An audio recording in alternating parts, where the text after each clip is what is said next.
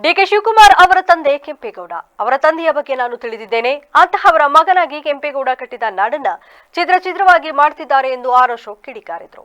ವಿಧಾನಸಭೆ ಅಧಿವೇಶನದಲ್ಲಿ ಗ್ರೇಟರ್ ಬೆಂಗಳೂರು ಆಡಳಿತ ಮಸೂದೆ ಕುರಿತು ಮಾತನಾಡಿದ ವಿಪಕ್ಷ ನಾಯಕ ಆರ್ ಅಶೋಕ್, ಡಿಕೆ ಶಿವಕುಮಾರ್ ಅವರ ತಂದೆ ಕೆಂಪೇಗೌಡ ಅವರ ತಂದೆಯು ಬಗ್ಗೆ ನಾನು ತಿಳಿದಿದ್ದೇನೆ. ಅಂತಹವರ ಮಗನಾಗಿ ಕೆಂಪೇಗೌಡ ಕಟ್ಟಿದ ನಾಡನ್ನ ಚಿತ್ರವಾಗಿ ಮಾಡ್ತಿದ್ದಾರೆ. ನಮಗೆ ಎಂತಹ ದುರ್ದೈವ ಬಂದು ಬಿಡ್ತು ಎಂದು ಆರ್ ಅಶೋಕ್ ಕಿಡಿಕಾರಿದ್ರು. ಕೆಂಪೇಗೌಡರು 4 ಗೋಪುರಗಳನ್ನ ಕಟ್ಟಿದ್ರು, 36 ಪೇಟೆಗಳನ್ನ ಮಾಡಿದ್ರು. ಅವರ ಉದ್ದೇಶ ಬೆಂಗಳೂರು ಒಟ್ಟಾಗಿ ಇರಬೇಕು ಎಂದು. ಆದರೆ ಅದಕ್ಕೆ ಇವತ್ತು ಕೊಡಲಿ ಪೆಟ್ಟು ಕೊಟ್ಟಿದ್ದಾರೆ. ಹಿಂದೆ ಬೃಹತ್ ಬೆಂಗಳೂರು ಮಹಾನಗರ ಪಾಲಿಕೆ ಮಾಡಿದ್ವಿ. ಕನ್ನಡಿಗರ ಸಂಖ್ಯೆ ಕಡಿಮೆ ಆದಾಗ ಎಲ್ಲಿ ಕೇಂದ್ರಾಡಳಿತ ಪ್ರದೇಶ ಆಗುತ್ತೋ ಅಂತ ಹಳ್ಳಿಗಳನ್ನ ಸೇರಿಸಿದ್ವಿ. ಯಾವ್ಯಾವುದೋ ಕಾರಣಕ್ಕೂ ಊರು ಬಿಟ್ಟು ಹೊರಗಡೆ ಹೋಗ್ತಿದ್ದಾರೆ. ಆದ್ರೆ ಇವತ್ತು ಭಾಗ ಮಾಡೋಕೆ ಹೊರಟಿದ್ದಾರಲ್ಲ, ಈಸ್ಟ್ನಲ್ಲಿ ಕನ್ನಡ ಹೇಗೆ ಉಳಿಯುತ್ತೆ ಎಂದು ಪ್ರಶ್ನಿಸಿದ್ರು.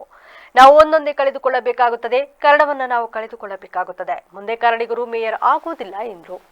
ಈ ವೇಳೆ ಗೌತಮ್ ಎಂಬ ರಾಜಸ್ಥಾನದವರನ್ನ ನೀವು ಮೇಯರ್ ಮಾಡಿದ್ರಿ ಎಂದು ಜಮೀರ್ ಆಕ್ಷೇಪ ವ್ಯಕ್ತಪಡಿಸಿದ್ರು. ಜಮೀರ್ ಹೇಳಿಕೆಗೆ ಪ್ರತಿಕ್ರಿಯೆ ನೀಡಿದ ಅಶೋಕ್, ಗೌತಮ್ ತಂದೆ ಇಲ್ಲಿಯವರೇ, ಅವರೇನು ಬೇರೆಯವರಲ್ಲ ಎಂದರು.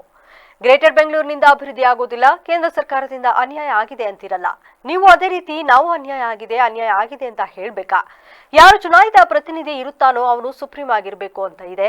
ಆದ್ರೆ ಇವಾಗ ಡಿಕೆ ಶಿವಕುಮಾರ್ ಅವರೇ ಸುಪ್ರೀಂ. ಮುಖ್ಯಮಂತ್ರಿಗಳು 2 ತಿಂಗಳಿಗೊಮ್ಮೆ ಸಭೆಗಳನ್ನ ಮಾಡ್ತಾರಾ? ಅವರು ಇರೋದನ್ನೇ ಮಾಡ್ತಿಲ್ಲ ಎಂದ್ರು.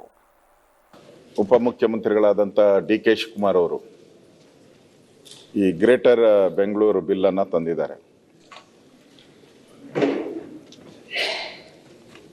ನನಗನ್ಸ್ತೈತೆ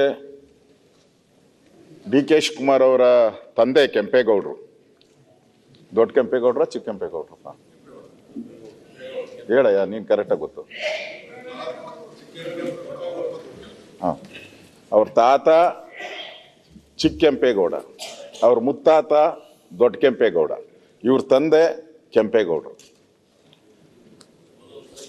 ಅಂತ ಕೆಂಪೇಗೌಡರ ಹೆಸರನ್ನ ಇಟ್ಕೊಂಡಿರುವಂತ ಇವ್ರ ತಂದೆಯವರು ಅವ್ರ ಮಗನಾಗಿ ಅಂತ ವಂಶಕ್ಕೆ ಸೇರಿದವರು.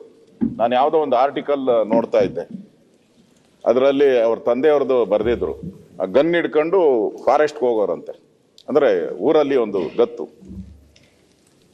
ಅಂತ ಅವರ ಮಗನಾಗಿ ಅಂತವರ ಮಗನಾಗಿ